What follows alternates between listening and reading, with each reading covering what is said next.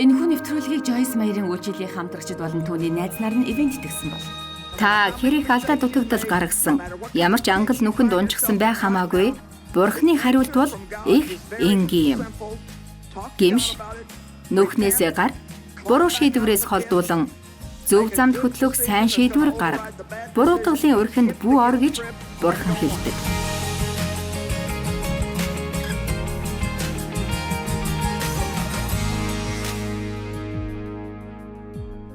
Өнөөдөр би та нартай урам хугаралт болон бүтлгүйтлийг хэрхэн даван туулах талаар ярих болно. Тэгэхээр та бидэнд урам хугарах үе байсан байх. Урам хугарсан байна гэдг нь дахин урам зоригоо сэргээх хэрэгтэй болж байна гэсэн үг. Бид бүгдээрээ л бүтлгүүтэж, унаж шантардагч, харин босох арга замаа олох ёстой. Гэрэл харанхуйг үргэлж дийлдэг. Эергэн сүргийг ямагт ялан дийлдэг шиг бид урам хугаралтаа даван туулах ёстой. Тэгэхээр муу ёрын сүнсний бидний байлгахыг хүсдэг нэг газар байдаг ба. Түүнийг ангал нүх гэж нэрлэдэг. Та нар ямар нэг ангалыг мэднэ үсттэй? Урам хугаралтын нүх, сэтгэл гутралын ангал, айдсын ангал, уур хилэн. За тэгээд ямар ч төрлийн нүх ангал байж болдог. Тэгэхээр энэ нүх ангал гэдэг чи юу юм бэ? Энэ бол гүнзгий, хонхор, доошоо, харанхуй, тааламжгүй газар. Өөрийгөө өрөвдөгч гэсэн нэгэн төрлийн нүх гэж би боддог. Бүүдгэр өрөөнд бүхэл өдөржингөө өөрийгөө өрөвдөж суух шиг хамгийн муу зүйл байхгүй. Энэ бол аимшигтай. Бурхан бидэнд хүсдэг газар биш. Ийм газрын төлөө Есүс загалмаа дээр нас бараагүй юм. Йосефийн ах дүү нар түүнийг нүхэнд хаяад эцэст нь тэр хааны ордонд ирсэн. Тэгэхээр Йосеф нүхнээс гарах ямар нэгэн арга олсон байж таарна. Та ч гэсэн одоо түүнтэй адилхан нүхэнд хаягдсан мэт байж болох юм. Магадгүй зурагт үзэж байгаа зарим хүн санамсаргүйгээр энэ нэвтрүүлгийг харчихлаа гэж бодож байгаа хүмүүс болон яг энэ нэвтрүүлгийг үзээд сууж байгаа сэтгэл гутралын, айдсын, уур хилэнгийн нүх цанганд байгаа хүмүүсээ. Ямар ч тач та нар санамсаргүй бидэнтэй нэгдээгүй. Нүхнээс гарах арга замыг өөрийнхөө үгээр Бурхан та нарт харуулах болно. Тэгэхээр бид бүгд Бурханд хандан энэ хүсгүй байгаа газараасаа гарахыг залбирдаг л үсттэй. Үннийг хэлэхэд залбирал бол хийх ёстой бүх зүйл биш юм. Бидний төлөө ямар нэгэн зүйлийг хийгээч гэж залбирахад хийх ёстой зүйлийг минь Бурхан харуулдаг юм байна гэдгийг би олон удаа харсан. Бидний төлөө ямар нэгэн зүйлийг хийгээч гэж Бурхан руу хандан залбирахад бидний төлөө ид шидийн байдлаар ажилддаг бөгөөд бидэнд амьдралаа өөрчлөх хийх хэрэгтэй байгаа ямар нэгэн зүйлийг Бурхан харуулдаг. Тэгэхээр махан биеийн ажил. Бурхны ажил хоёрын хооронд ялгаа байна. Махан биеийн дагуу битгий ажил хэмээн Библи бидэнд маш тодорхой дахин хэлсэн байдаг шүү дээ. Махан биеийн дагуу ажиллана гэдэг нь махан биеийн эрч хүчээр, махан биеийн санаа бодлынхоо дагуу Бурхныг оролцуулахгүйгээр ямар нэгэн зүйл хийх, бүтээх гэж оролдох юм. Махан биеийн ажлуудаас бид хол байх хэрэгтэй. Харин Бурхны ажлуудыг бид хийхийг хүсэх хэрэгтэй бөгөөд танд харуулсан ажлуудыг бид хийх хэрэгтэй юм. Бурхан танд зааварчилж чиглүүлсэн болон үгээрээ илчилж харуулсан зүйлсийг аль эсвэл Бурхны үгэнд бичигдээгүй ч бидний рема гэж хэлдэг Библиэд үл зөрчилдөх ариун сүнс таны зүрхэнд хэлсэн үгсээр илчлэгдэж байж болох тийм л ажлуудыг та хийх хэрэгтэй. Тоолж барахааргүй олон мянган хүн өдөр шөнөгүй эдгэрлийн төлөө залбирч байна. Ямар ч залбирлаас илүү эдгэрлийн төлөөх залбирал хамгийн олон байгаа бах. Бурхан бол бидний эдгэгч. Есүс бол бидний эдгэгч. Үүнд эргэлзэх хэрэггүй. Бидний амьдралд Бурхан гайхамшиг хийгээч гэж залбирч байхдаа бид өөрсдийн бие махбодоо хүчрхийлж байгаа эсгээ анзаарч байгаарай. Та Бурханаас эдгэрлийг өгөөч гэж залбирч байхад Бурхан таныг илүү их унтаж амрах хэрэгтэй гэдгийг харуулж болох юм шүү. Би жаах удаа яриа. Одоо болж байна шүү. Та эдгэрлийн төлөө Бурханд хандан залбирч байхад Бурхан танд яг тэр даруйда амьдралынхаа зарим стресснээсээ салаарай гэж хэлж болох юм шүү. Та жаахан амарч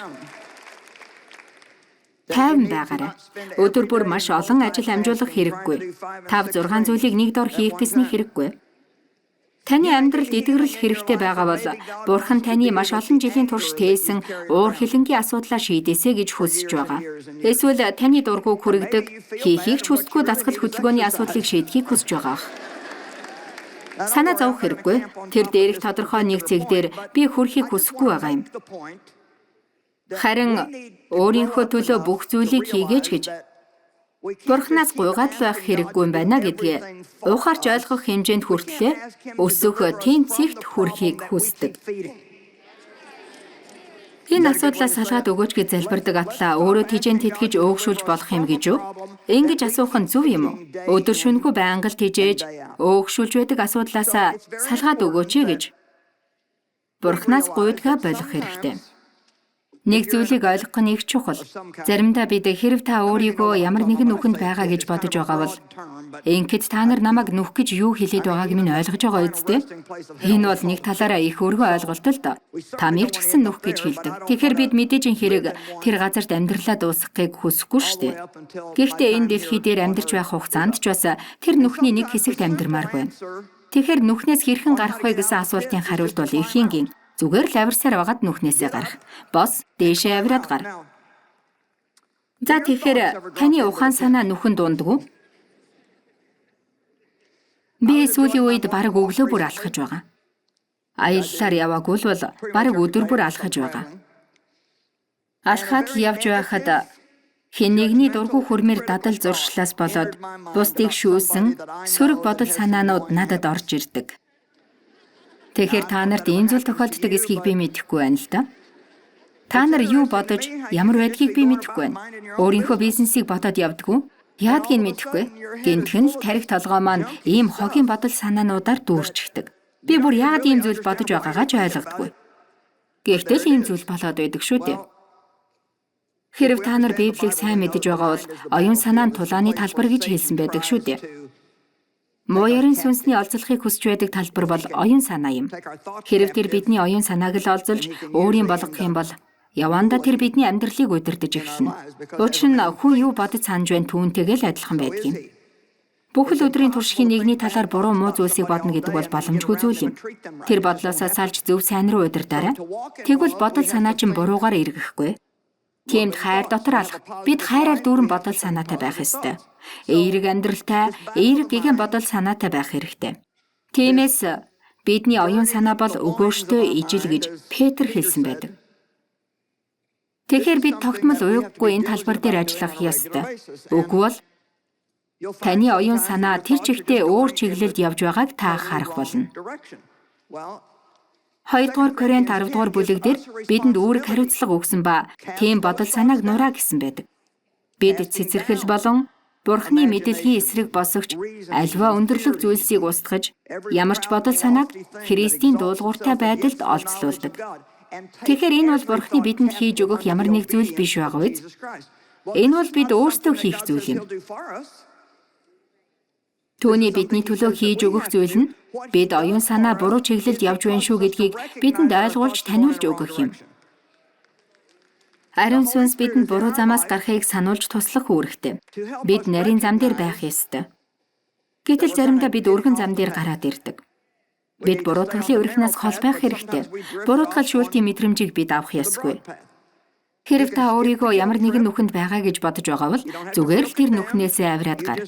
Та өөрийгөө өргөн зам дээр давхиад орчихлоо гэж бодож байгаа бол нарийн зам руугаа ор.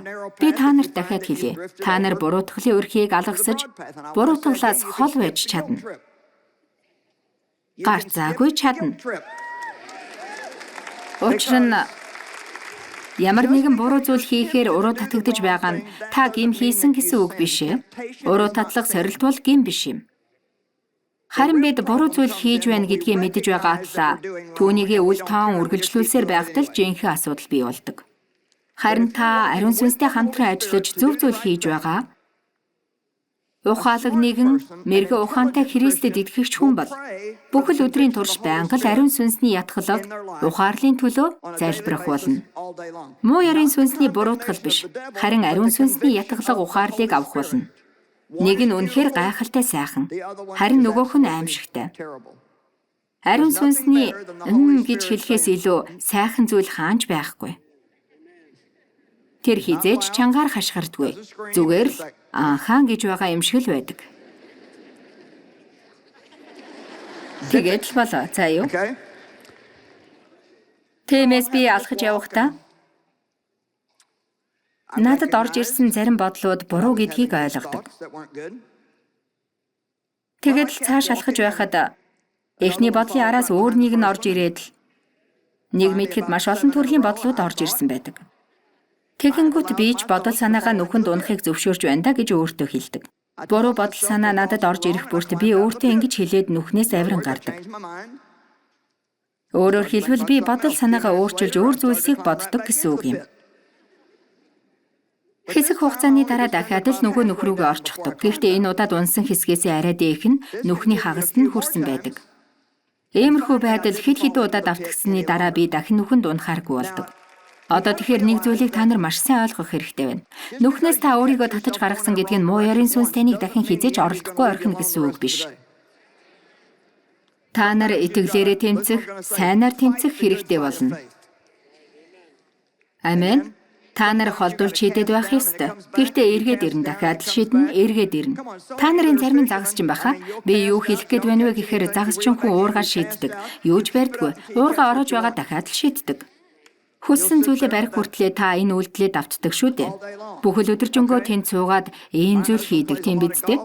Миний нөхөр гольф тоглодог. Тэр олон бөмбөгийг муу цогтөг. Тэглээгээ тэр гэртээ хүрээд ирдэггүй цохиодл байдаг.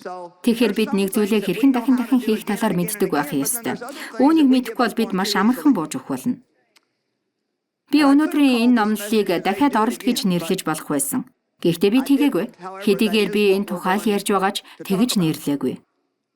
Учир нь муу ярийн сүнс хизээч дийлж чадахгүй, бууж өгөхөөс хизээ ямагт татгалздаг. Тэр нэгэн байгаа учраас юм. Бууж өгөхөөс татгалздаг. Тэр нэгэн байгаа гэж би хэлсэн шүү. Бууж өгөхөөс татгалздаг. Хэр олон удаа муу ярийн сүнс чиний бодол санаанд муу зүйлсийг хийх нь хамаагүй. Тэдгээрийг гаргаж хаяад зөв чиглэлдээ ороорой. Нүхэнд унчсан байгаагаа мэдэх бүртээ буруутгалын өрхөнд орлоггүйгээр авираад гараарай. Буруутгалын өрхнөөс гараарай. Түүнд нь битгий ороорой гэж дахин хэлмээр байна. Учир нь та нэг удаа буруу зүйл хийхэд та буруу гэдгээ мэдээд өөрийгөө буруутгах мэдрэмжтэй болдог. Энэ нь таныг улам бүрд ордуулж дахиад яг ижилхэн өрхөнд таныг оруулдаг. Буруутгалд хизээж сайн зүйл байдаггүй. Гэмш тэгээд өөрийнхөө хийх зүйлээ хий. Паул нэг л зүйлийг би хийдэг. Нэг л зүйлийг гэж хэлсэн байдаг. Агуу төлөөлөгч Паул би нэг л зүйлийг хийдэг.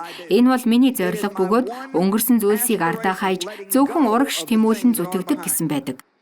Өнөөдөр энд сууж байгаа хүмүүс болон зурагтаа үзэж байгаа хүмүүс үнэхээр та бидний нэр төрийн хэрэг байна.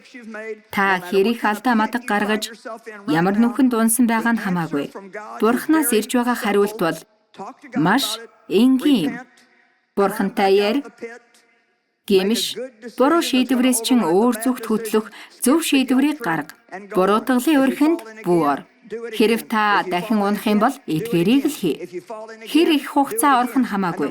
Хэрв та бууж өгөхгүй л бол муу ярийн сүнсийг ялах л болно.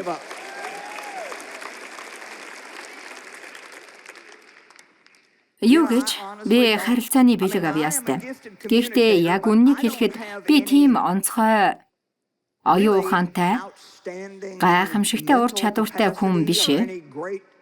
Харин хийдэг зүйлээ л та нарт хэлье. Би мэдрэмжтэй бас зөрүүд хүн. Би амархан бууж өгдөг хүн биш юм. Тийм ээ. Ийм чанар та нарт бүгдээрэнд нь хэрэгтэй. Юу гэж хэлэх гээд байна вэ гэхээр таны нэрний ард 15 төрлийн зэрэгдийг дагалдсан ч та туйлбаргүй амархан бууж өгдөг бол та юу ч хурааж авахгүй.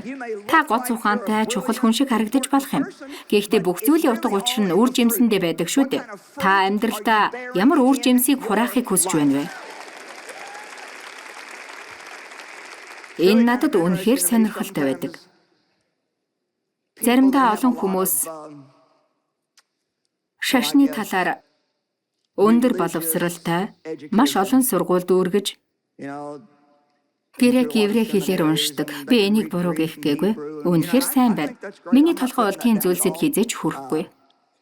Харин зарим хүмүүс бүгд биш шүү.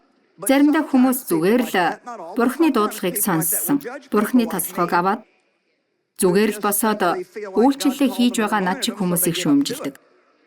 Тэд нар та өөрийгөө хэн гэж бодож байгаа юм бэ? Энэ эрхийг хэн өгсөн бэ гэдэл.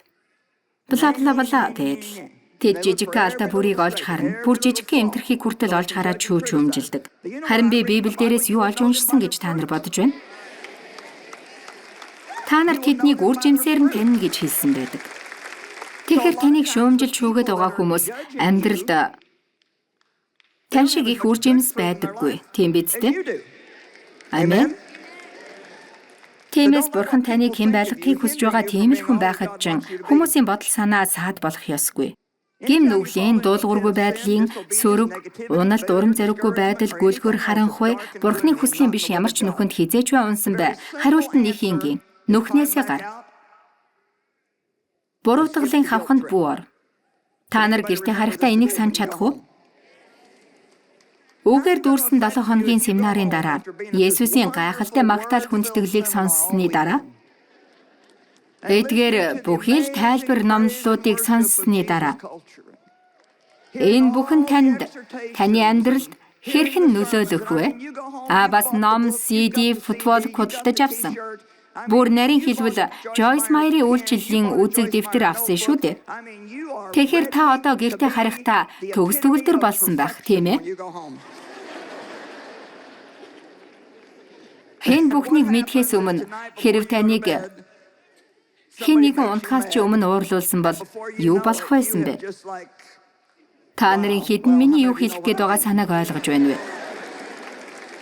Магадгүй та нар би аврагдсан хүн мөн гэж юу гэж бодох байсан баг. Би Христэд итгэгч хүн мөн үү? Би яаж иймэрхүү зүйл хийж чадаж байна? Тэгснээ 2 цагийн дараа иймэрхүү байдалтай. Тэгэхээр байна шүү дээ. Муу ёрын сүнс хизээж зөвшөөрдөггүй. Библиэлд ингэж хэлсэн байдаг. Марк 4-р бүлэг дээр үр таригдахад тэр даруйд муу ёрын сүнс ирээд хулгайлдаг. Би сөрөг байхыг хүсэхгүй байна. Би та нарт муу мэдээ хүргэхийг ч хүсэхгүй байна. Тэгэхдээ та нар ямар нэгэн байдлаар дайралтад орж байгаагаа мэдэх бах. За альвэ над руу битгий ингэж харал да. 24 юм уу 48 цагийн дараа ч юм уу би сайн мэдэхгүй байна. Учир нь муу ёрын сүнсэнд таныг хийгээсэй гэж хүсэхгүй байгаа зүйлс байгаа учраас шүү дээ. Муу ёрын сүнс таныг энэ бүхнийг гэртээ хараад хэрэгжүүлж, бодож тунгааж, шийдвэр гаргахдаа энд сурсан зүйлээ ашиглахыг хизээч хүсэхгүй байгаа. Таныг татаж замаас чин гаргаад, буруутгал, муухай мэдрэмж, таны хийсэн бүхий л зүйл муу байсан гэж мэдрүүлэхийг хүсдэг.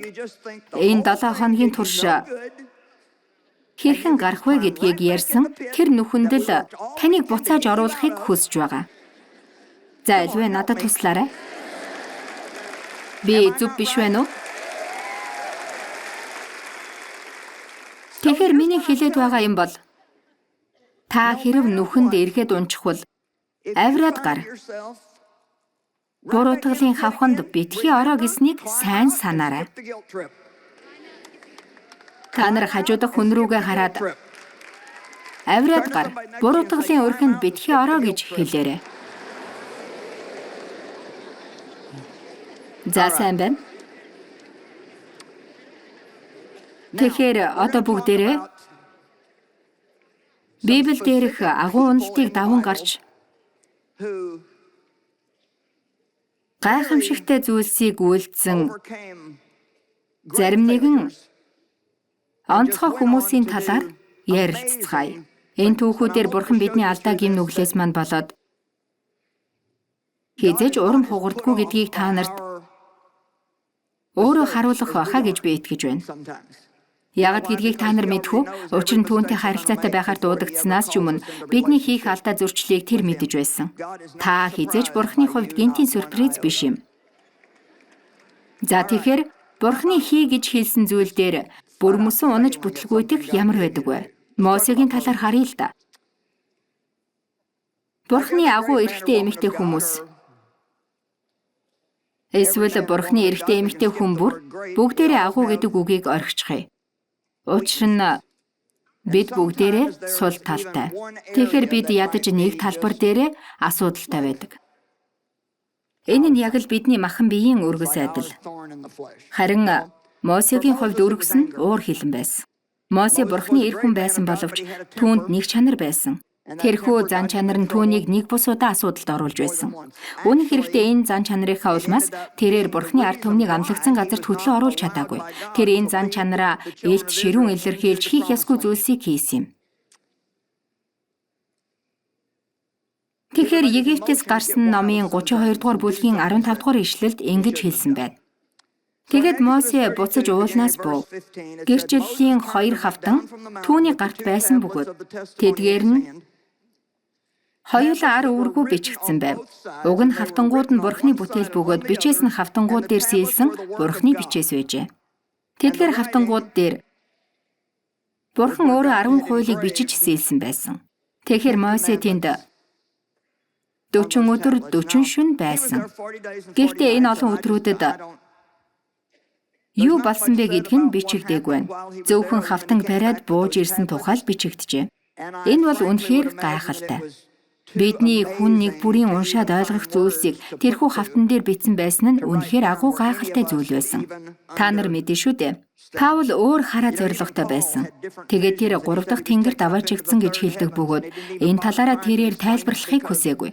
Учир нь зарим зүйлс зөвхөн Бурхан та хоёрын дунд л байдаг бөгөөд өөр хэнийг нь тайлбарлахын аргагүй тийм зүйлс байдаг. Юу гэж? Маш олон хүмүүс надаас Бурхан таныг дуудахад юу болсон бэ гэж асуудаг. Энэ бол бусдад заавал тайлбарлаж ярих зүйл биш байж болох юм шүү. Та л ганцаараа ойлгох зүйл юм. Бурхан таныг дуудаж байна гэдгийг та өөрөө л мэднэ.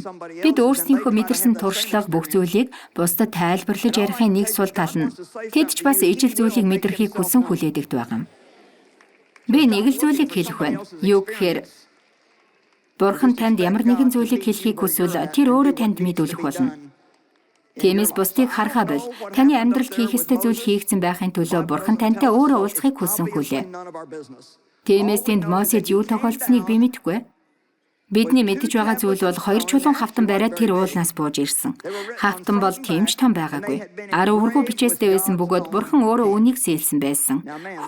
Энэ хүн бол маш ариун байсан байж таараа. Гайхалтай. Дүрслэхийн аргагүй мэдрэмж. Мосе уулнаас доош бууж замынхаа талд нь орсон. Нэлээд доошлоод Йошуатай уулзсан. Учир нь Мосе хэсэг хүмүүсийн хамтаар уулууд өгсөн боловч зөвхөн ганцаараа л өсөж явхаар зөвшөөрөгдсөн юм.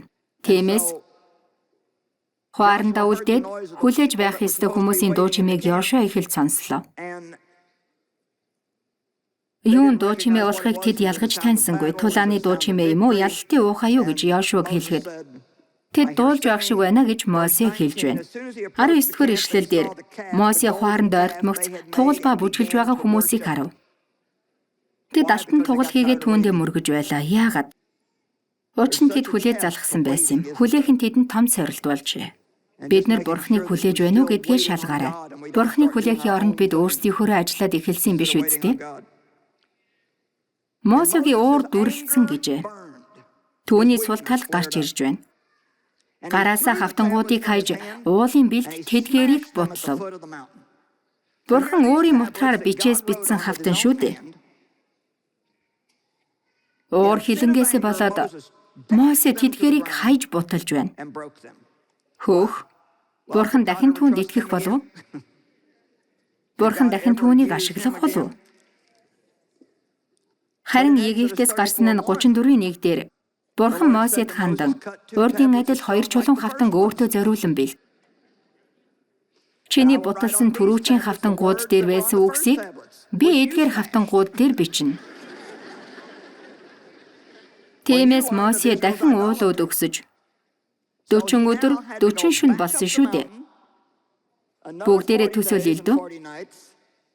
Бүгдээрээ ариун төсөөлцгөөе.